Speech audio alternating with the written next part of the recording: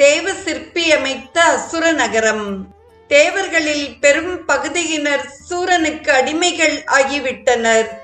அவர்களுள் தேவ சிற்பி விஸ்வகர்மாவும் ஒருவன். தான் இருந்து அரசு செலுத்திட ஏற்ற நகரத்தினை நிர்மாணிக்கும்படி விஸ்வகர்மாவுக்கு ஆணையிட்டான் சூரன். தெற்கு கடலில் 80,000 யோசனை பரப்பளவில் நகரத்தை அமைக்க சுக்கிராச்சாரியார் ஆலோசனை வழங்கினார். கடற்பகுதியில் மலைகளை இட்டு அடித்தளம் அமைத்தனர்.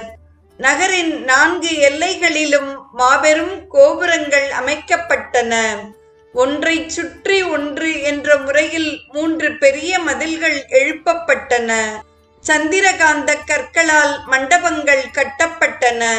சந்திரகாந்த கற்கள் நில ஒளியிலிருந்து நீரை பெற்று தன்னுள் தங்க வைத்து பின்னர் சிறிது சிறிதாக நீர்த்திவலைகளை வெளியிடும் இயல்புடையன.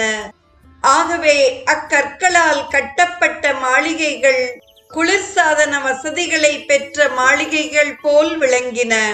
நகரின் நடுவில் மாயையின் மகன் சூரபத்மன் வசிப்பதற்கேற்ப அரண்மனை அமைக்கப்பட்டது. தேரும் யானைகளும் எளிதில் சென்று வருவதற்கு